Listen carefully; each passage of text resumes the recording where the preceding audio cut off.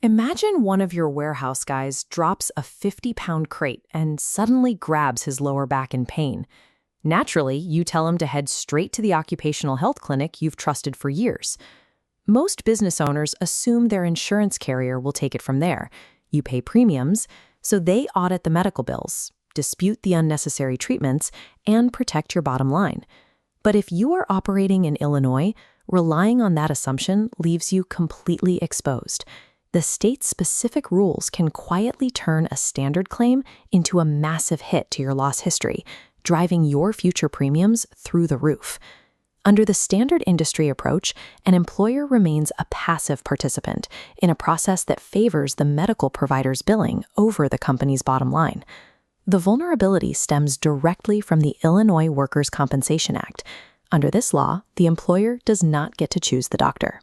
The legislation is explicitly written to give the injured employee the absolute right to direct their own medical care, completely overriding any clinic preferences you might have.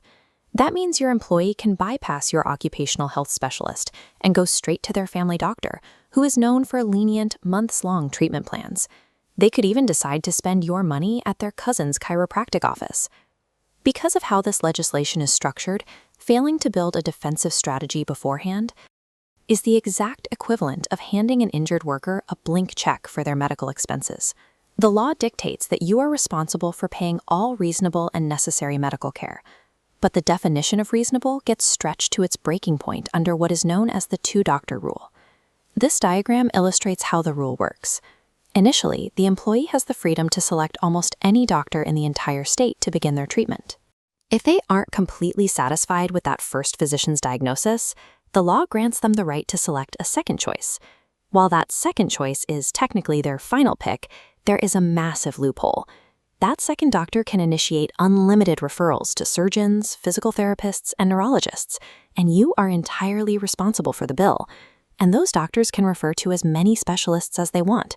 It's like handing a blank check to medical providers, potentially with no incentive to focus on return to work. The financial exposure quickly spirals out of control. By legally removing any incentive for medical providers to focus on an efficient return-to-work timeline, the two-doctor rule creates a path for maximum financial loss.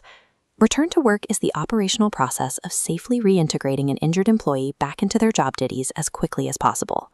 You can regain control of this process, but it requires a very specific legal tool, a Preferred Provider Program, or PPP.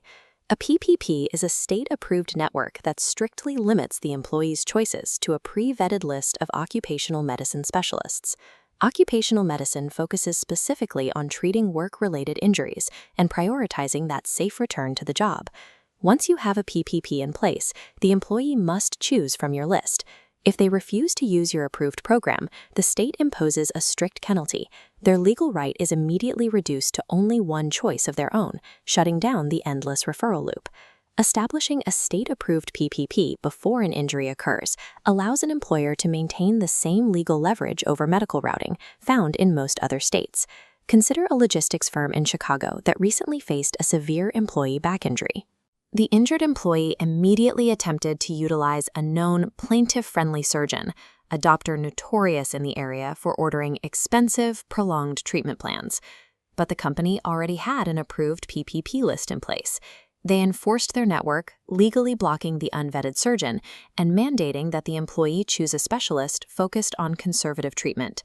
Instead of a projected 3 months of absence and surgical bills, the worker was back on the floor doing light duty in exactly 3 weeks. That single intervention saved the firm exactly $25,000. It proves that taking operational control over your medical routing directly dictates your ultimate profitability.